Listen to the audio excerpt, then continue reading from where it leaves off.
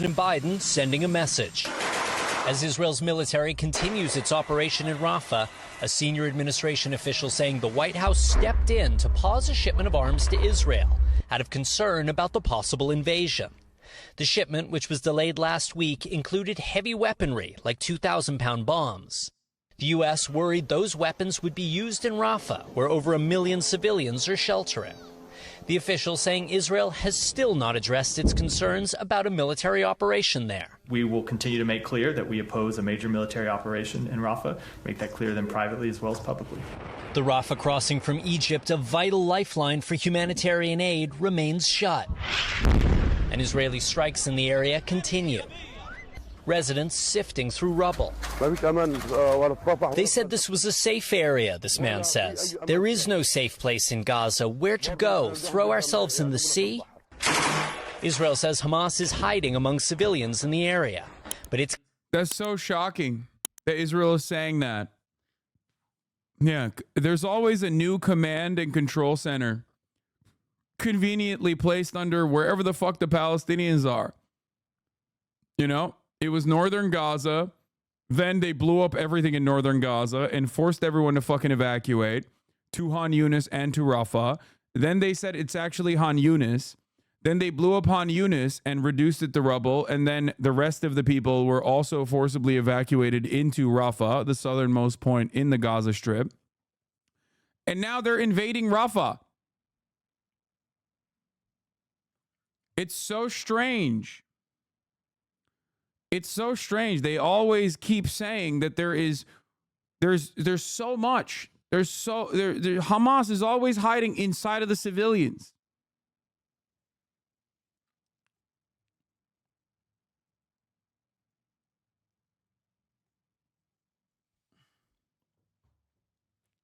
They're hiding inside of hospitals. They're hiding inside of mosques. They're hiding inside of schools. They're hiding inside of UNRWA aid workers. They're hiding inside of the World Central Kitchen aid workers. They're hiding everywhere.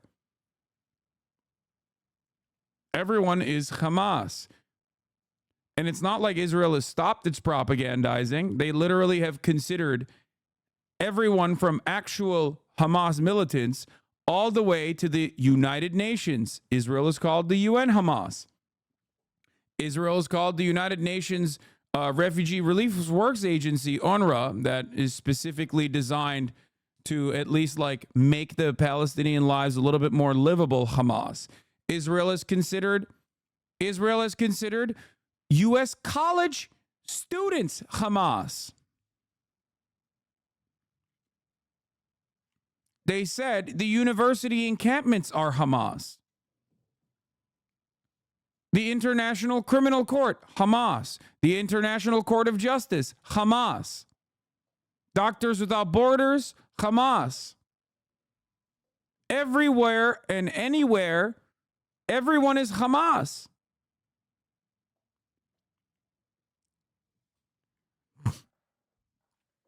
And we're playing this song and dance as they use that as a righteous reason, supposedly, to continue ethnically cleansing and melting Palestinian children, okay? It's continuing negotiations for the release of hostages. As pressure grows inside Israel, the CIA director involved in the talks. Israel says the latest proposal agreed to by Hamas, which would involve a full withdrawal from Gaza, doesn't meet its security needs. But still considering a deal as tensions build over Rafah. It was funny to see like a brief moment from the media where they were like, Hamas accepted the conditions of the ceasefire, and then Israel reneged on the offer, only to very quickly turn back and be like, actually, no, Israel told us that it was Hamas that like fucked up the offer and added additional conditions, and that's why it's Hamas's fault. It's like, is there a moment that like Israel will be at fault for any of this, or is it always just Hamas? Rafah. Now, Israel says today it is reopening Kerem Shalom, another crossing into Gaza. The Palestinians are saying at this point, no aid trucks have gone through, but the UN says it is absolutely critical to get the Rafah crossing open to aid once again. And at this point, Israel has given no timeline for when that might happen. Craig. Raf Sanchez for us there. Raf, thank you. Hey, thanks. The Israeli Defense Forces have been say they are conducting a precise counter-terror operation in eastern Rafah. Let's bring in our military analyst, Professor Michael Clark. Professor Clark, great to have you. Sorry, I'm uninformed, but does Hamas actually hide in places like that? No, dude. No. They're in the fucking tunnel system. And according to Israel's own metrics, Israel has only been able to take out 20 to 40% of the tunnel systems so far. Israel, however, has had a much higher success rate in destroying all matter of civic life on the Gaza Strip.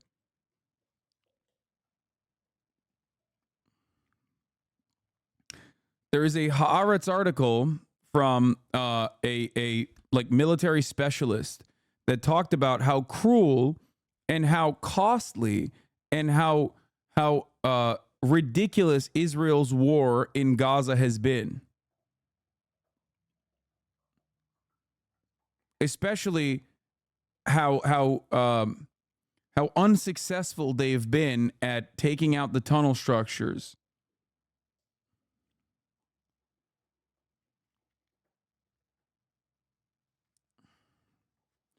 It's pretty interesting. They film everything but can't show us any Hamas fighting going on. Yeah, there's like 30 seconds of footage so far of like them actually fighting against people that are fighting back, shooting back at them. That's pretty much it. Beyond that, it's always just like blowing up buildings, blowing up schools, blowing up mosques, whether they're doing detonations, especially as they have completely wiped out every building deliberately in a 500-meter radius of the Gaza wall that they set up, by the way, which once again is completely illegal. They have reduced the size of the Gaza Strip by force.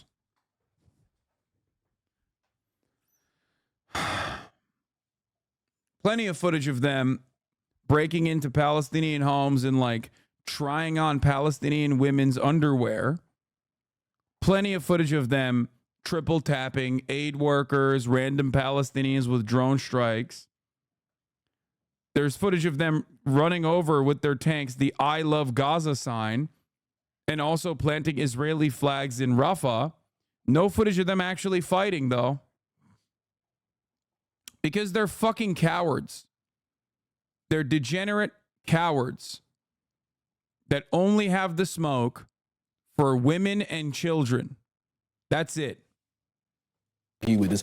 You were listening to some of that. Louise really laying out the complicated nature of all of this. Are we now seeing the start of the operation in Rafah, do you think? Well, we've seen the start of something. The Israelis have got to choose now what to do because they were in control of the Kerem Shalom crossing, and although, as UNRWA said, it may be technically open, but there's nothing going through it, they've taken the Rafah crossing.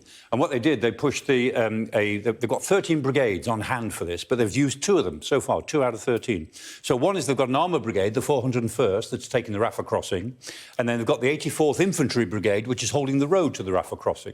That gives them about a quarter of the distance across to the Mediterranean itself. Mm-hmm. And this is known as the Philadelphia line, the actual border line. Although this is the Rafah crossing, this is not Rafah City. Rafah City is around here. Mm-hmm.